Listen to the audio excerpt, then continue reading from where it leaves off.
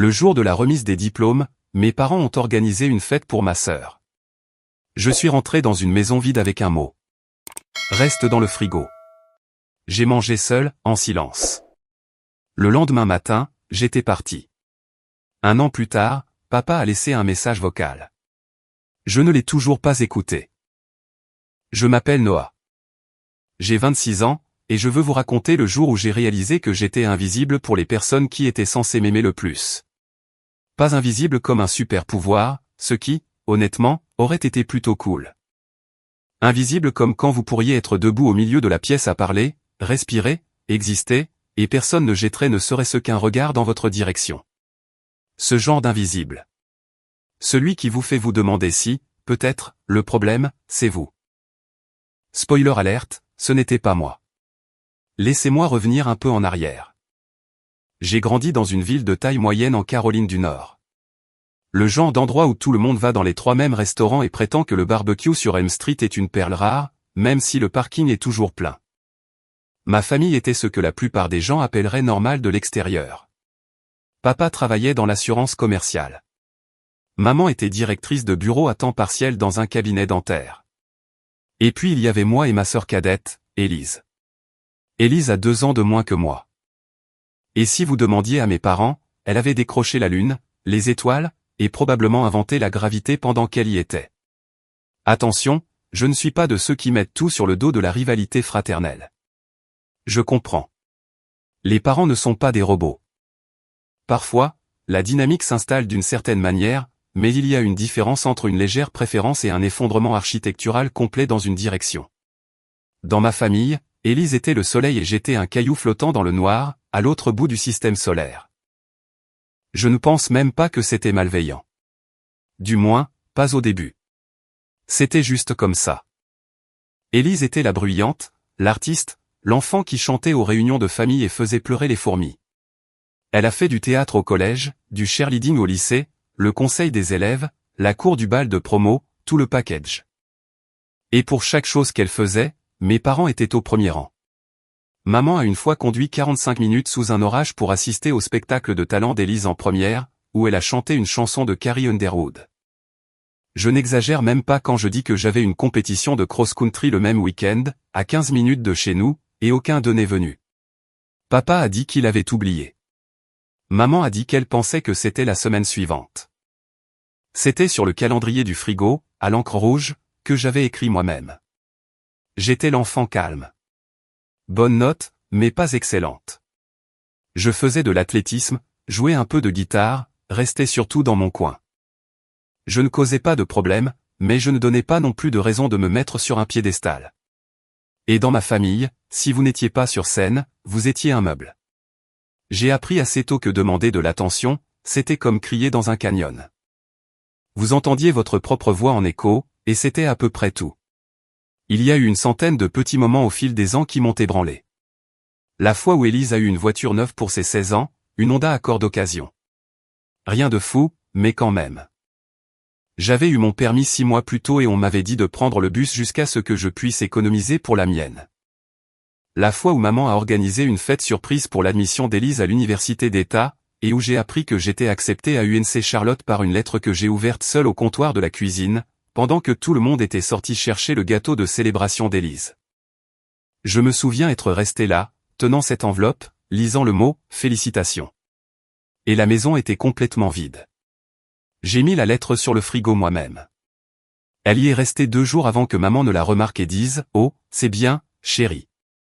C'est bien, chérie. » 4 mots qui pourraient résumer toute mon enfance. Mais j'ai continué. Je me suis dit que ça n'avait pas d'importance, que je ferais mon propre chemin, qu'une fois diplômé et lancé dans le monde, je construirais quelque chose qu'il ne pourrait pas ignorer. J'ai baissé la tête, travaillé dur à l'université, obtenu une double licence en finance et en économie, tout en ayant un emploi à temps partiel dans une librairie près du campus, et j'ai été diplômé avec mention. Pas la plus haute, mais une mention bien solide.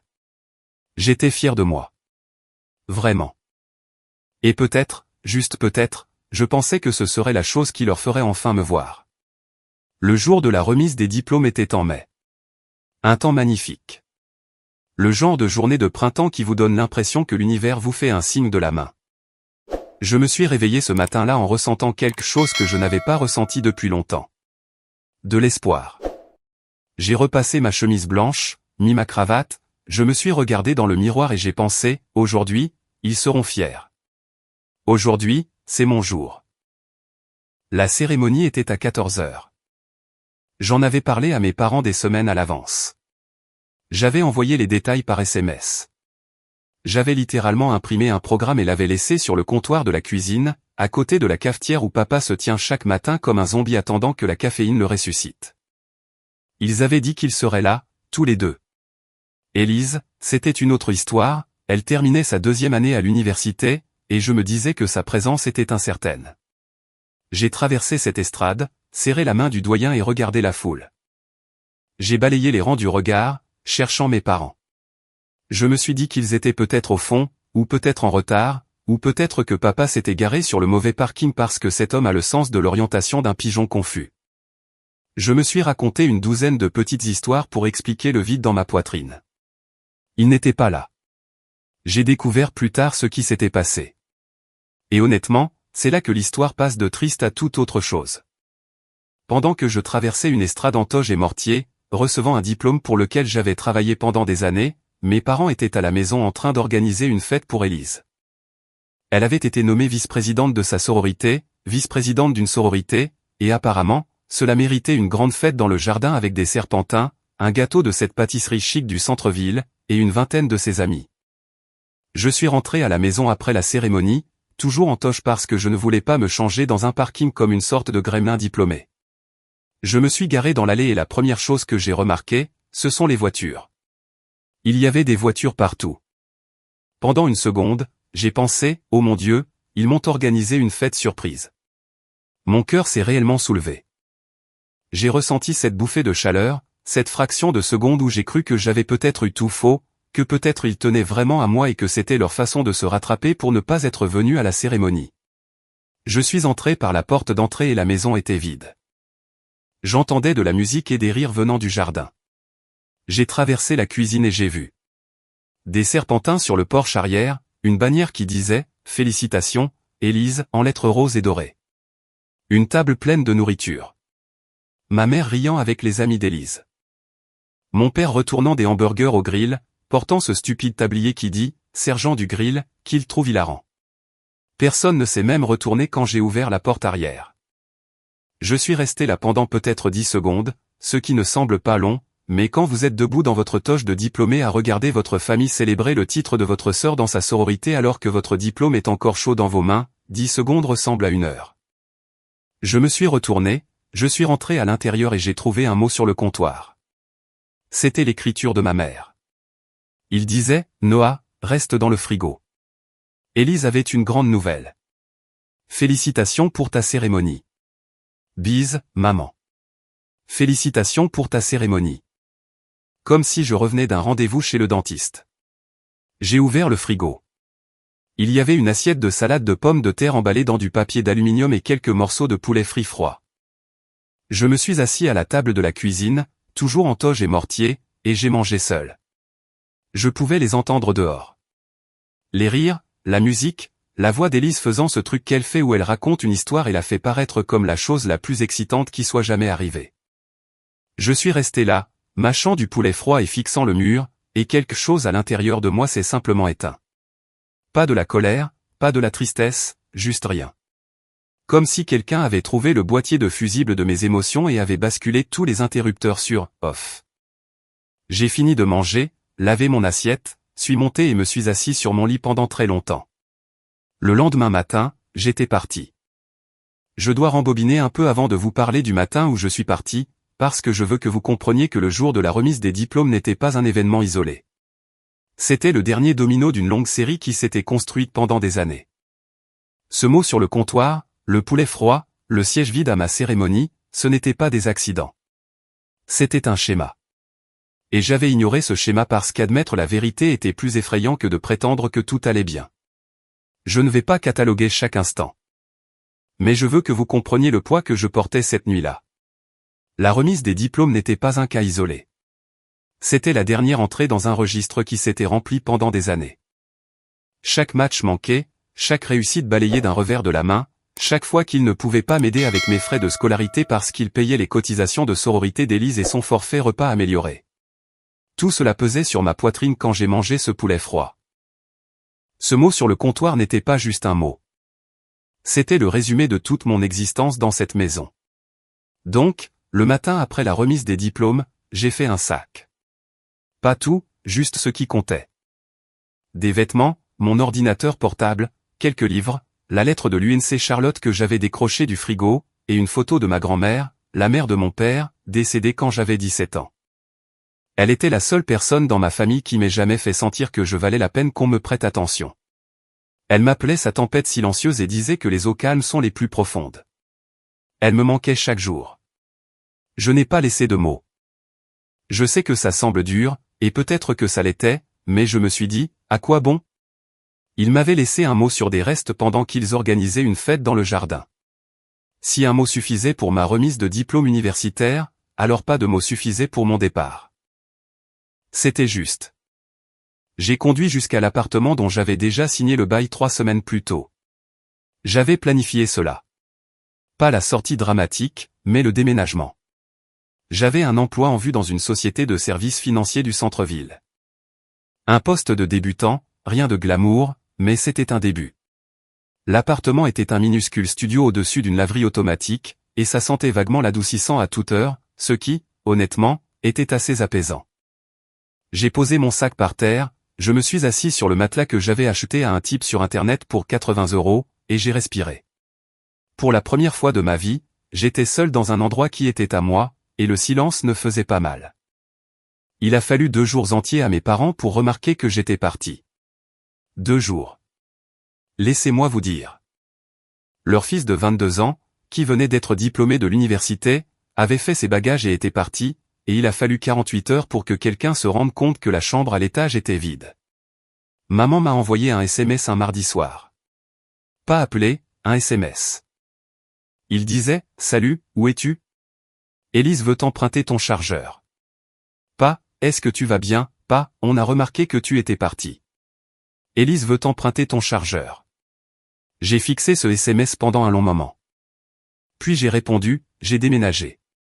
Plus besoin du chargeur. Elle peut l'avoir. » Et j'ai éteint mon téléphone. Les appels ont commencé le lendemain. Maman d'abord, puis papa, puis maman à nouveau. Je les ai tous laissés aller sur la messagerie vocale. Le premier message de papa était désinvolte, presque confus, comme s'il ne pouvait pas comprendre que j'ai fait quelque chose sans leur en parler d'abord. « Salut mon grand, ta mère dit que tu as déménagé. C'est un peu soudain. Appelle-nous quand tu auras un moment. Aucune urgence. Aucune inquiétude, juste un léger désagrément. » Le message vocal de maman était un peu plus émotif, mais pas de la manière dont on l'espérerait. « Noah, c'est vraiment inconsidéré. Tu ne nous as même pas dit que tu partais. Ton père et moi sommes inquiets. » Inquiets ? Bien sûr. Ils étaient inquiets de la même manière qu'on s'inquiète quand on ne trouve pas la télécommande. Légèrement agacés et assez sûrs qu'elle finirait par réapparaître. Je n'ai pas rappelé. Ni ce jour-là. Ni cette semaine-là. Je sais que certains d'entre vous pensent que c'est froid. Et peut-être que ça l'est. Mais je veux que vous imaginiez ce que c'est de passer toute sa vie à essayer de gagner sa place dans sa propre famille et de se faire dire de 1000 petites manières que cette place n'existe pas. À un moment donné, on arrête de frapper à une porte qui ne s'ouvrira jamais. Environ une semaine après mon déménagement, Élise m'a envoyé un SMS. Celui-ci m'a un peu piqué, parce qu'Élise et moi n'étions pas ennemis. Nous n'étions pas proches non plus, mais elle n'était pas cruelle comme la situation l'était. Elle était juste la bénéficiaire d'un système qu'elle n'avait pas construit. Son SMS disait, « Salut, maman et papa sont bizarres. Est-ce que tu vas bien ? Il s'est passé quelque chose ? » J'ai longuement réfléchi avant de répondre. J'ai même tapé quelques messages différents. L'un était honnête, l'un était sarcastique, et l'un était juste, « Je vais bien. » J'ai choisi le dernier. 2 mots, « Je vais bien. » Parce que je n'avais pas l'énergie d'expliquer à ma sœur que le « quelque chose qui s'est passé » était chaque jour de ma vie dans cette maison. Elle a répondu, « D'accord, eh bien, tu nous manques. Viens nous voir bientôt. » Et j'ai failli la croire. 1 mois a passé, puis 2. Je me suis plongé dans le travail, j'ai appris le métier rapidement, j'ai impressionné mon manager, un type nommé Aaron, qui était un ancien militaire pragmatique qui communiquait presque entièrement par des hochements de tête et des grognements, mais qui, d'une manière ou d'une autre, vous faisait sentir qu'il vous voyait. Aaron ne distribuait pas les compliments comme des bonbons. Alors, quand il m'a dit après mon premier bilan trimestriel que j'étais vif et que j'avais de bons instincts, j'ai failli tomber de ma chaise. J'ai commencé à construire une vie. J'ai acheté un cadre de lit en métal dans un vrai magasin de meubles. J'ai appris à cuisiner autre chose que des ramen et des œufs brouillés. Je suis allé courir le matin et j'ai trouvé un café près de mon appartement où la barista, une femme nommée Sutton, s'est souvenue de ma commande après la 3e visite et a commencé à me demander comment s'était passée ma journée. De petites choses, des choses normales, des choses qui semblaient énormes quand on a passé 22 ans à se sentir comme un fantôme dans sa propre maison. Et puis, environ 3 mois après mon départ, mes parents ont essayé de me faire revenir. Ça a commencé avec maman qui s'est présentée à mon appartement sans prévenir. Je suis rentré du travail et elle était assise dans sa voiture sur le parking. Mon estomac s'est noué dès que je l'ai vue, parce que je savais que ce n'était pas une visite bienveillante. C'était une mission. Elle avait ce regard sur son visage, celui qu'elle utilisait quand elle voulait quelque chose et qu'elle était prête à utiliser la culpabilité pour y parvenir. Elle est sortie de la voiture et m'a serré dans ses bras. Et pour être honnête, pendant environ 2 secondes, c'était agréable. Puis elle s'est reculée et les premiers mots qui sont sortis de sa bouche ont été « L'anniversaire de ta sœur est le mois prochain, et elle veut vraiment que tu sois là. » Pas « Je suis désolé. » Pas « Tu me manques. » Pas « Nous aurions dû être à ta remise de diplôme. » L'anniversaire de ta sœur. C'était la phrase d'ouverture. C'était la raison pour laquelle elle avait conduit 40 minutes jusqu'à mon appartement. J'ai senti ce vieil engourdissement familier revenir. Ce boîtier de fusible qui s'éteint. Je l'ai regardé et j'ai dit, je vais y réfléchir. Elle a commencé à dire autre chose. Quelque chose sur l'importance de la famille et sur le fait qu'Élise aurait le cœur brisé si je ne venais pas. Et j'ai simplement répété, je vais y réfléchir, maman. Elle est partie. Je suis rentré, je me suis assis sur mon lit et j'ai fixé le plafond pendant environ 1 heure. Et quelque chose en moi s'est durci. Pas de manière amère, pas de manière colérique, juste d'une manière qui disait, j'ai fini d'être celui qui s'adapte. J'ai fini d'être celui qui se présente et à qui on tend une assiette de poulet froid et un mot. J'ai fini de me produire pour des gens qui ne regardent pas. Je ne suis pas allé à la fête d'anniversaire d'Élise. Et cela, il s'est avéré, a été la première vraie décision que j'ai jamais prise pour moi-même. Ce ne serait pas la dernière. Les mois qui ont suivi le fait que j'ai manqué l'anniversaire d'Élise ont été parmi les plus solitaires de ma vie. Et je ne vais pas enjoliver les choses. Se couper de sa famille, même une famille qui vous a traité comme une chose sans importance, ne donne pas l'impression d'être un héros. C'est comme se tenir dans une pièce vide et se demander si le silence est la paix ou juste une autre forme de douleur. Pendant un certain temps, je ne pouvais pas faire la différence. Je me suis jeté dans le travail parce que c'était la seule chose qui avait du sens. Les chiffres, les feuilles de calcul, les projections, ces choses suivaient des règles. On fournissait l'effort et le résultat était prévisible. Les gens n'étaient pas prévisibles. Les gens pouvaient vous aimer et vous oublier dans le même souffle. Mais un bilan était honnête. Aaron a remarqué que je travaillais jusqu'à tard. Il n'a rien dit pendant 2 semaines. Il m'a juste observé de la manière dont il observait tout. Puis un vendredi soir, il est passé devant mon bureau, a laissé tomber une carte de visite dessus et a dit « Mon pote dirige un cabinet de planification financière. Paie mieux. Appelle le lundi. » Puis il a continué son chemin. Le nom sur la carte était dit qu'on mérite. J'ai appelé lundi, j'ai eu un entretien mercredi, et j'avais une offre la semaine suivante. Parfois, les gens qui tiennent le plus à vous n'en font pas tout un plat. Ils ouvrent juste une porte discrètement et vous laissent décider de la franchir ou non. Dicon était l'opposé de Aaron en tout point. Il était bruyant, expressif, racontait des histoires qui duraient 15 minutes et qui, d'une manière ou d'une autre, revenaient au sujet principal juste au moment où l'on pensait qu'il s'était complètement égaré. Il avait la 50aine, un rire tonitruant, et dirigeait son cabinet comme un dîner de famille.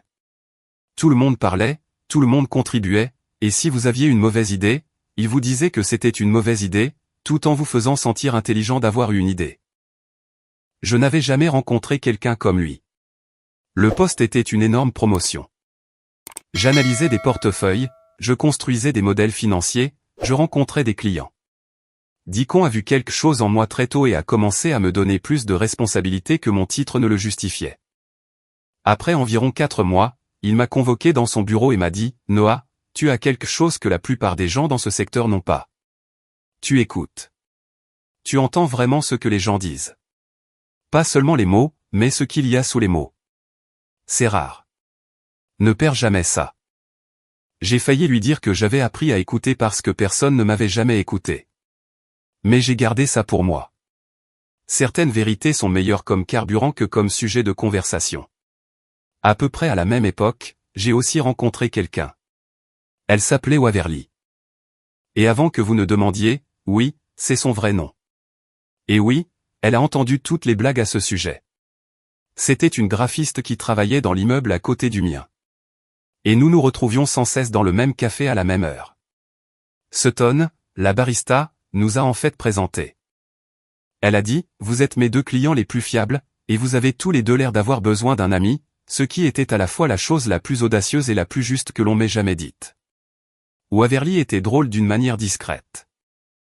Le genre de personne qui dirait quelque chose de dévastateur à voix basse puis siroterait son café comme si elle n'avait pas juste anéanti quelqu'un. Elle était intelligente, indépendante, et avait cette façon de vous regarder quand vous parliez qui vous faisait sentir comme la seule personne dans la pièce, ce qui, si vous avez suivi mon histoire, vous savez que c'était exactement ce dont j'avais manqué toute ma vie. Nous avons commencé à sortir ensemble environ 2 mois après notre rencontre.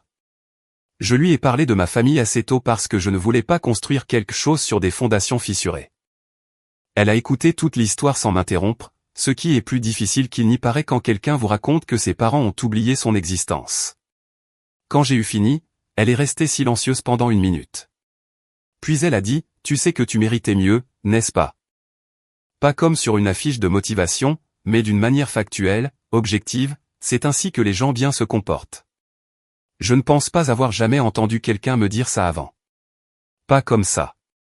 Pas si simplement. Pendant ce temps, ma carrière s'accélérait. Dicon a commencé à m'amener aux réunions avec les clients en tant que partenaire, pas seulement comme analyste. Je gérais des comptes, je nouais des relations avec des clients qui avaient de l'argent et une réelle confiance en notre cabinet. Mon revenu a considérablement augmenté dès ma première année là-bas. J'ai remboursé le reste de mes prêts étudiants en une seule fois. J'ai quitté l'appartement au-dessus de la laverie pour un vrai 2 pièces avec un vrai plan de travail et des fenêtres qui ne tremblaient pas quand le vent soufflait. J'ai aussi recommencé à courir. Pas en compétition, mais pour moi. Tous les matins à 5h30, qu'il pleuve ou qu'il vente.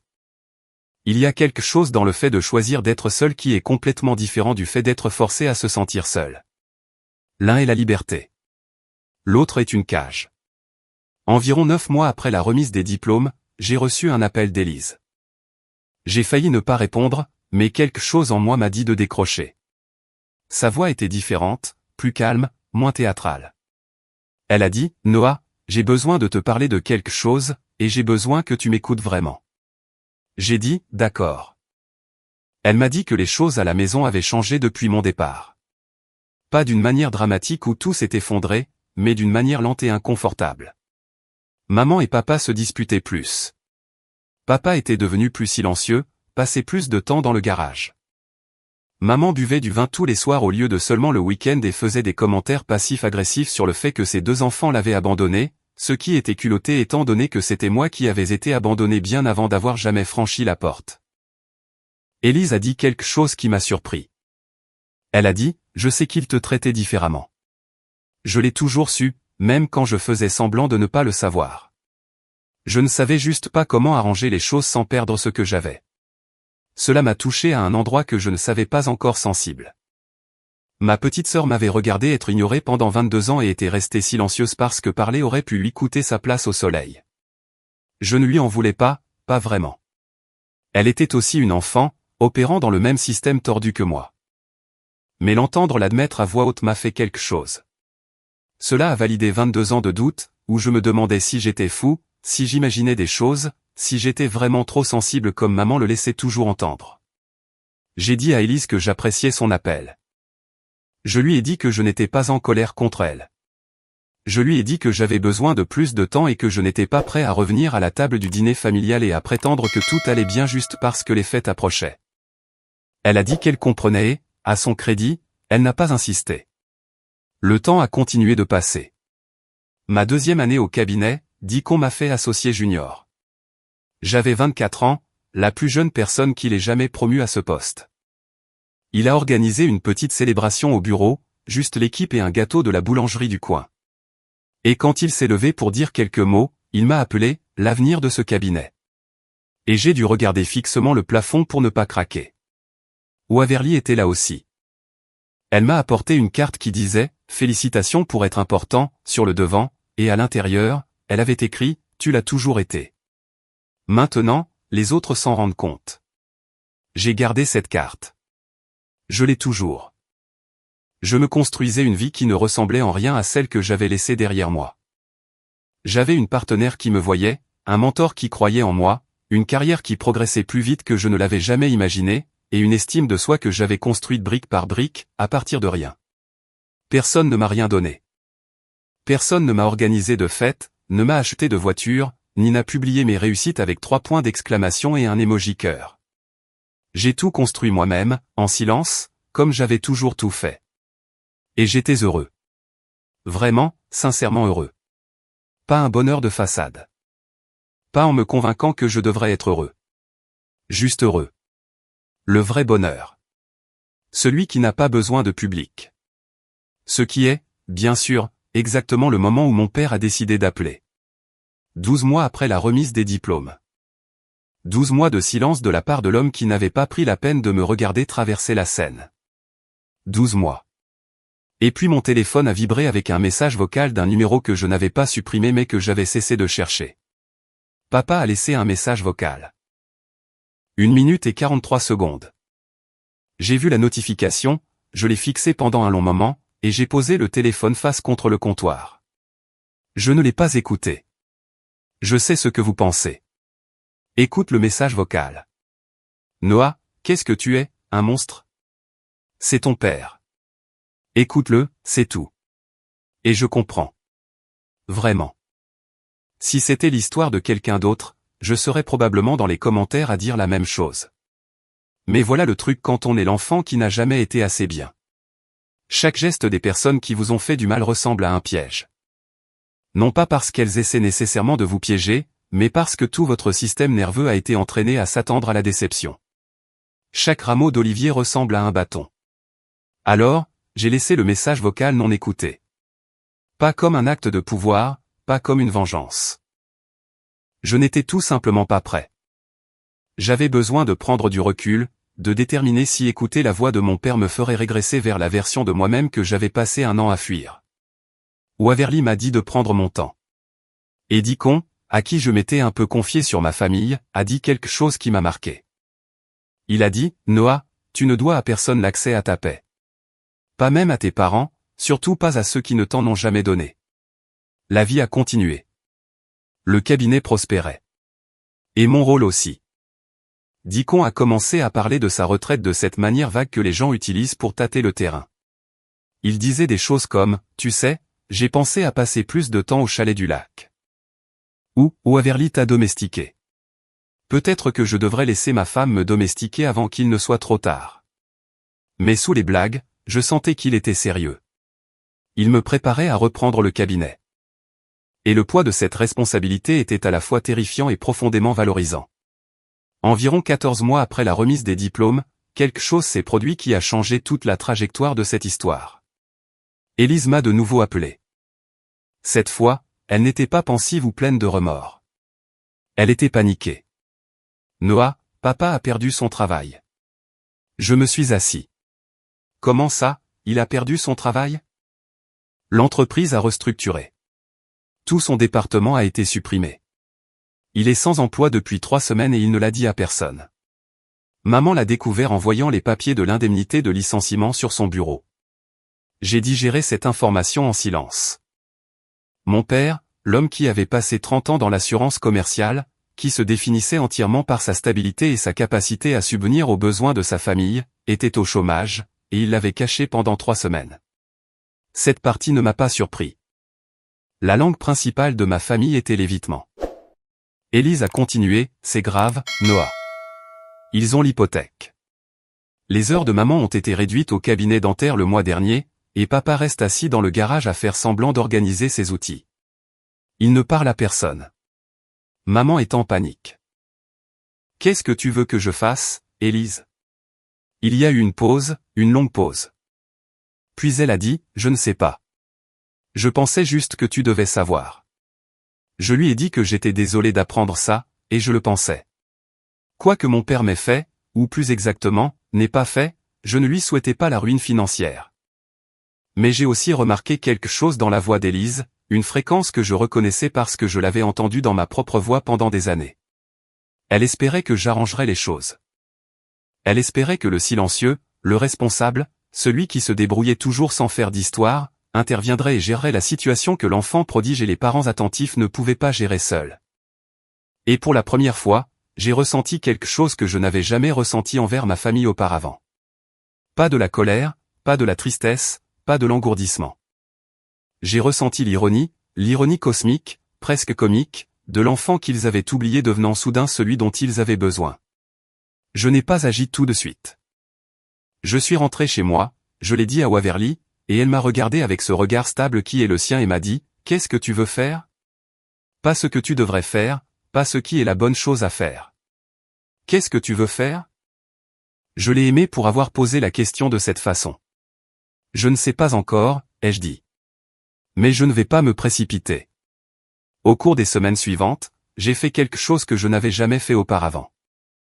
J'ai réfléchi à ma famille de manière stratégique, pas de manière manipulatrice, mais délibérément. Je me suis demandé quel résultat je voulais vraiment. Pas quel résultat les mettrait à l'aise. Pas quel résultat me ferait passer pour le plus magnanime, mais ce dont j'avais réellement besoin pour ma propre guérison. J'ai parlé à une thérapeute. Elle s'appelait Rosalind, et c'était cette femme calme et imperturbable qui avait une façon de poser des questions qui vous faisait répondre à vos propres problèmes. Je lui ai parlé de la remise des diplômes, du mot, du poulet froid, des années d'invisibilité. Elle n'a pas halté ni eu l'air horrifiée. Elle a juste hoché la tête et a dit, donc, vous avez appris très tôt que vos besoins n'étaient pas une priorité, et maintenant ils ont besoin de vous, et vous essayez de savoir si répondre à leurs besoins signifie abandonner les vôtres à nouveau. J'aurais pu la serrer dans mes bras. C'était exactement ça. Rosalind m'a aidé à comprendre quelque chose de crucial. Elle a dit que la réconciliation n'est pas la même chose que la restauration. On peut renouer avec des gens sans leur redonner le pouvoir de nous blesser. On peut pardonner sans oublier. On peut se présenter sans revenir en arrière. Cette distinction a tout changé. J'ai commencé à formuler un plan, pas un plan de vengeance, parce que ce n'est pas ce genre d'histoire, un plan de limite. Un plan, voici ce que je suis prêt à donner et voici ce que je ne suis pas prêt à donner. J'en ai parlé à Waverly. J'en ai parlé à Rosalind, j'en ai même parlé à Deacon, qui, bien qu'étant conseiller financier, avait une intelligence émotionnelle étonnamment bonne pour un type dont l'idée d'exprimer ses sentiments était une poignée de main ferme et un hochement de tête. Voici ce que j'ai décidé. Je contacterai mes parents. Je leur proposerai de l'aide. Non pas parce qu'ils le méritaient, mais parce que j'en avais les moyens. Et je préférais vivre comme le genre de personne qui aide plutôt que le genre qui ne le fait pas. Mais je le ferai à mes conditions, avec des limites si claires qu'on pourrait les voir depuis l'espace. J'ai d'abord appelé Élise. Je vais venir à la maison, ai-je dit. Mais j'ai besoin que tu comprennes quelque chose. Je ne reviens pas pour être le gamin silencieux qui mange du poulet froid et fait semblant que tout va bien. Je reviens en tant qu'adulte avec des choses à dire, et ils vont les entendre. Tous, y compris toi. Elle est restée silencieuse une seconde, puis a dit, d'accord, c'est juste. Et Élise, je ne fais pas ça pour eux. Je fais ça pour moi. Je sais, a-t-elle dit. Et je l'ai cru. J'ai passé la semaine suivante à me préparer, non pas de manière dramatique en écrivant un discours sur des fiches, mais intérieurement. J'ai réfléchi à ce que je voulais dire. J'ai pensé à chaque moment qui m'avait blessé, à chaque silence qui avait parlé plus fort que les mots, à chaque fois que j'avais été traité comme un accessoire dans ma propre vie. Et j'ai pensé à qui j'étais maintenant. L'associé junior. Le gars avec la belle petite amie et le mentor qu'il appelait l'avenir. Le gars qui s'était construit à partir de rien dans un appartement d'une chambre qui sentait l'adoucissant. Je n'étais plus le gamin invisible. Et il était temps qu'il le sache. Je suis allé chez mes parents un samedi matin. J'ai emmené Waverly avec moi, non pas comme un bouclier, mais comme un témoin. Je voulais que quelqu'un qui connaissait le vrai moi soit là. Le moi que j'étais devenu, pas le moi que mes parents avaient décidé que j'étais. Je me suis garé dans l'allée. La maison avait la même apparence. Les haies étaient un peu envahissantes. La peinture des volets commençait à s'écailler, et le camion de papa était dans l'allée avec une couche de poussière qui me disait qu'il n'avait pas bougé depuis un moment. Tout dans cet endroit avait l'air fatigué, comme si la maison elle-même avait renoncé à faire semblant. Je suis resté assis dans la voiture pendant 1 minute. Waverly a posé sa main sur la mienne et a dit, « Tu peux le faire. Et quoi qu'il arrive là-dedans, nous rentrerons à la maison ensemble. » Après. J'ai pris une grande inspiration, j'ai ouvert la porte et je me suis dirigé vers le porche. Le même porche où j'avais l'habitude de m'asseoir enfant pour lire des livres pendant que le rire d'Élise résonnait de l'intérieur. Le même porche où ma grand-mère s'asseyait avec moi les soirs d'été et me disait que j'étais sa tempête silencieuse. J'ai frappé à la porte. Ma mère a ouvert, et pendant un instant, elle m'a juste regardé fixement comme si elle regardait un étranger. D'une certaine manière, c'était le cas. Ma mère se tenait dans l'embrasure de la porte, me regardant comme si j'étais sorti de nulle part. Elle était plus mince que dans mon souvenir, les rides autour de ses yeux plus profondes, portant un vieux cardigan que je reconnaissais de l'époque où j'étais au collège. Elle avait l'air fatiguée d'une manière qui allait au-delà du sommeil. « Noah », dit-elle, et sa voix se brisa sur la 2e syllabe. « Salut, maman. » Elle me serra dans ses bras, et je la laissai faire, mais je ne m'y abandonnais pas. Je la serrai en retour comme on serre quelqu'un à un enterrement, présent mais mesuré. Je présentai Waverly, et maman fit ce truc où elle essaya d'être accueillante tout en étant clairement déstabilisée par le fait que son fils étranger était arrivé avec une femme qu'elle n'avait jamais rencontrée. La maison sentait la même chose. Le café et ce truc à la lavande que maman vaporisait sur les rideaux, mais l'atmosphère était différente, plus calme, plus petite. Le jardin où ils avaient organisé la fête d'Élise était visible par la fenêtre de la cuisine, et je le regardais comme on regarde une scène de crime, calmement, mais conscient de tout. Papa était dans le salon. Il se leva quand j'entrai, et la première chose que je remarquai, c'est qu'il avait mal vieilli. Pas progressivement, mais comme les gens vieillissent quand quelque chose en eux se brise. Il avait perdu du poids, ses cheveux étaient plus gris, et ses yeux avaient un aspect creux que je reconnaissais de mes pires jours. « Mon fils, dit-il. Papa. Nous ne nous sommes pas étreints. Nous sommes juste restés là. 2 hommes séparés par environ 2 mètres et 22 ans de choses qui auraient dû être dites, mais ne l'ont pas été. » Élise arriva environ 10 minutes plus tard. Elle me serra fort dans ses bras et murmura, « Merci d'être venu. » Puis elle rencontra Waverly et dit immédiatement, « Oh, Dieu merci. Tu as l'air d'une personne normale. » J'avais peur qu'il se pointe avec quelqu'un qui lit aussi des rapports financiers pour le plaisir. Waverly rit. J'ai failli le faire aussi. Nous nous sommes assis dans le salon et pendant quelques minutes, personne n'a rien dit de significatif. Maman a offert du café. Papa a parlé du temps. C'était la scène la plus douloureusement familière de ma vie. Tout le monde jouait la normalité pendant qu'un éléphant de la taille d'un train de marchandises était assis dans la pièce. Alors, j'ai abordé le sujet de l'éléphant. Je ne suis pas venu ici pour bavarder. Ma voix était calme, stable. J'avais répété ça avec Rosalyn. Pas les mots, mais le ton. Elle m'avait dit de parler avec ma poitrine, pas avec ma gorge. De dire ce que je pensais sans m'excuser de le penser. Tout le monde se tut. Je suis venu ici parce qu'Élise m'a parlé du travail de papa et que je veux aider. Mais avant d'en parler, il y a des choses que je dois dire, et j'ai besoin que vous les entendiez vraiment. Pas que vous hochiez la tête et changiez de sujet. Pas que vous me disiez que je suis trop sensible. Entendez-les. Maman ouvrit la bouche et je levai la main. S'il te plaît, laisse-moi juste parler. Je pris une profonde inspiration et commençai. Jour de la remise des diplômes, le 17 mai. J'ai traversé une estrade et reçu un diplôme pour lequel j'ai travaillé 4 ans. Tout en occupant un emploi et en payant mes propres études. Aucun de vous deux n'était là. Vous étiez dans le jardin à organiser une fête pour Élise parce qu'elle avait été nommée vice-présidente de sa sororité. Quand je suis rentré à la maison, toujours en toge et mortier. Il y avait un mot sur le comptoir qui disait « Reste dans le frigo ». J'ai mangé du poulet froid seul à la table de la cuisine pendant que je vous entendais rire dehors. Le visage de maman se décomposa. Papa fixa le sol. Ce n'était pas la première fois. C'était la dernière fois. La dernière d'une longue série qui remonte aussi loin que je me souvienne. La voiture qu'Élise a eue et que je n'ai pas eue. Les dîners pour ses réussites tandis que les miennes obtenaient un c'est bien. Chérie. La lettre d'admission que j'ai moi-même mise sur le frigo et qu'il a fallu 2 jours pour que quelqu'un la remarque. Élise pleurait silencieusement. Je ne la regardais pas parce que je savais que si je le faisais, je perdrais mon sang-froid. Je ne dis pas que vous êtes de mauvaises personnes. Je ne dis pas que vous ne m'aimiez pas. Je dis que vous ne me voyez pas. Et il y a une différence entre ne pas aimer quelqu'un et ne pas le voir. Mais les dégâts sont à peu près les mêmes quand on est celui qui est invisible. La pièce était si silencieuse que je pouvais entendre le tic-tac de l'horloge sur la cheminée. Papa parla le premier. Sa voix était rauque, comme s'il avait avalé du papier de verre. Noah, je ne réalisais pas que c'était si grave. Je sais que tu ne le savais pas. C'est ça le problème. Il n'aurait pas fallu que je parte pour que tu remarques que j'étais là. Maman pleurait maintenant à chaudes larmes. Je suis désolée, dit-elle. Et à son crédit, elle n'essaya pas de s'expliquer ou de trouver des excuses.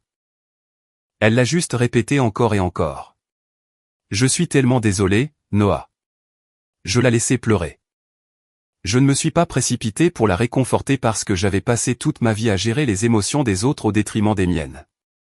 Et Rosalind m'avait aidé à comprendre que je n'avais plus à faire ça. Puis j'ai dit, voici ce que je suis prêt à faire.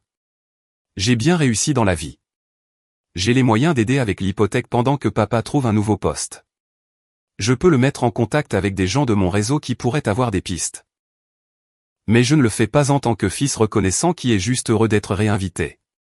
Je le fais en tant qu'adulte qui choisit d'aider. Et j'ai besoin que vous compreniez que cela n'efface pas ce qui s'est passé. Cela ne nous répare pas. C'est juste moi qui suis le genre de personne que je veux être. Papa me regarda et pour la première fois de ma vie, je vis quelque chose dans ses yeux qui n'était pas de la distraction ou de l'indifférence. C'était du respect. Pas le genre de respect de façade que l'on accorde aux étrangers, mais le vrai respect. Celui que l'on accorde à quelqu'un qui vient de vous montrer exactement qui il est, sans sourciller. Tu as grandi, dit-il doucement. Ce n'était pas une grande excuse. Ce n'était pas un moment digne d'un film de Noël, mais c'était honnête. Et de la part de mon père, l'honnêteté était un nouveau territoire. J'ai dû, dis-je. Personne n'allait le faire pour moi. Cela a atterri comme je l'avais voulu, non pas comme une arme, mais comme un fait. Un fait simple et irréfutable. Nous avons parlé pendant encore 1 heure. Une partie de la conversation était productive, logistique, concernant l'hypothèque. Des pistes d'emploi pour papa. Une partie était difficile. Maman essayant d'expliquer sans excuser. Élise admettant qu'elle avait su et s'était tue. Papa luttant pour articuler des sentiments qu'il n'avait apparemment jamais appris à avoir. Ce n'était pas une scène de film. Personne n'a prononcé un monologue qui a tout arrangé. C'était désordonné, inconfortable et incomplet, ce qui est exactement à quoi ressemble la vraie guérison. Avant de partir, papa m'a raccompagné à la voiture. Il se tenait là, les mains dans les poches, et a dit, ce message vocal que je t'ai laissé. L'as-tu déjà écouté? Non. Il a hoché la tête. Ce n'était pas un bon message. Je n'ai pas dit les bonnes choses. Je ne sais jamais comment dire les bonnes choses avec toi. Et c'est de ma faute.